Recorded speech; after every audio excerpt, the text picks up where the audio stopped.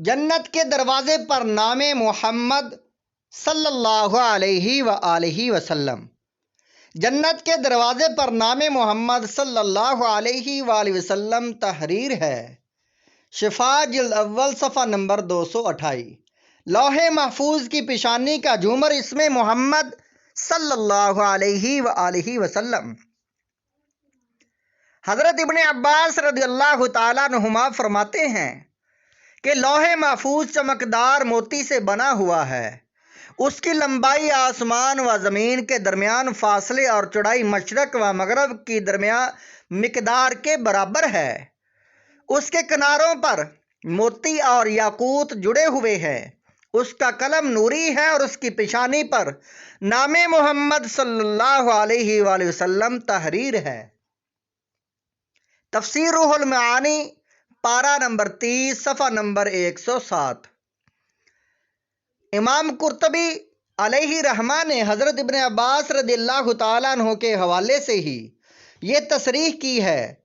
سب سے پہلے لوح محفوظ پر لکھے جانے والے کلمات میں اللہ تعالیٰ کے نام کے ساتھ محمد صلی اللہ علیہ وآلہ وسلم تحریر تھا۔ تفسیر قرطبی جز 19 صفحہ نمبر 299۔ صفحہ نمبر 298 پر ہے۔ حضرت آدم علیہ السلام کے کندھوں کے درمیان نام محمد صلی اللہ علیہ وآلہ وسلم۔ امام طبرانی علیہ رحمہ حضرت جابر رضی اللہ تعالیٰ عنہ سے روایت کرتے ہیں کہ حضرت آدم کے دونوں کندھوں کے درمیان نام محمد صلی اللہ علیہ وسلم تحریر ہے۔ طبرانی شریف۔ حضرت سلیمان علیہ السلام کی انگوٹھی پر نام محمد صلی اللہ علیہ وآلہ وسلم۔ امام طبرانی حضرت عبادہ بن صامت رضی اللہ تعالیٰ عنہ سے روایت کرتے ہیں کہ حضرت سلیمان علیہ السلام کی انگوٹھی کے نگینہ پر لا الہ الا اللہ محمد الرسول اللہ منقوش تھا۔ اسم محمد صلی اللہ علیہ وآلہ وسلم کی خصوصیات۔ آدمی کی تصویر لفظ محمد کی شکل پر لکھی گئی ہے۔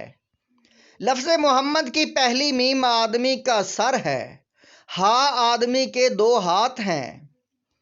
دوسری میم آدمی کی ناف ہے۔ دال آدمی کے دونوں پاؤں ہیں۔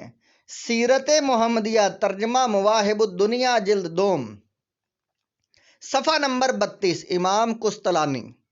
حضرت نوح علیہ السلام کی کشتی محمد صلی اللہ علیہ وسلم کے نام سے جاری ہوئی تھی۔ سیرت محمدیہ ترجمہ مواہب الدنیا جلد نمبر 2 صفحہ نمبر 33۔ علامہ ابن البر نے الاستیعاب میں حضرت ابن عباس رضی اللہ تعالیٰ عنہ سے روایت کرتے ہیں کہ جب نبی پاک صلی اللہ علیہ وسلم کی ولادت ہوئی تو حضرت عبد المطلب نے 7ویں دن آپ کا عقیقہ کیا اور آپ کا نام محمد صلی اللہ علیہ وآلہ وسلم رکھا۔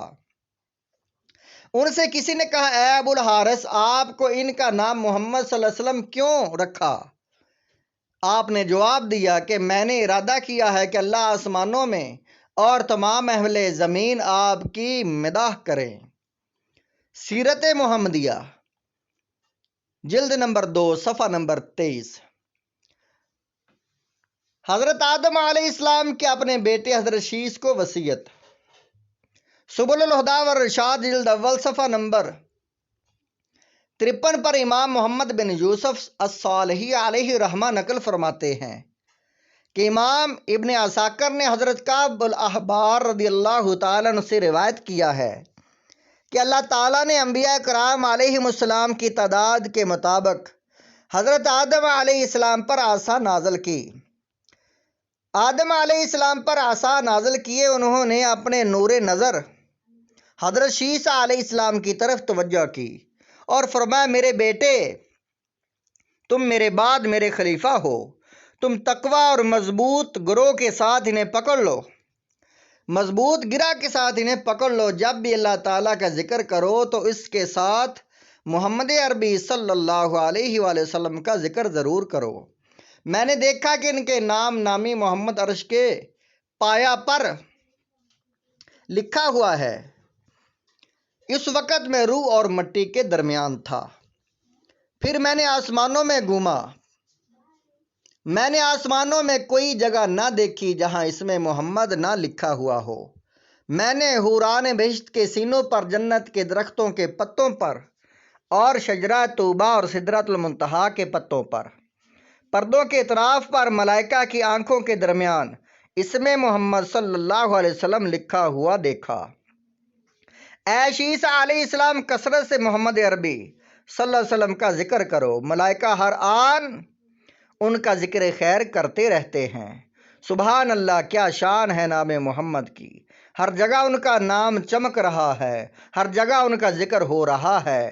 اور انبیاء کرام علیہم السلام بھی اپنی اولاد کو ذکر محبوب خدا صلی اللہ علیہ وآلہ وسلم کرنے کی وصیت فرما رہے ہیں۔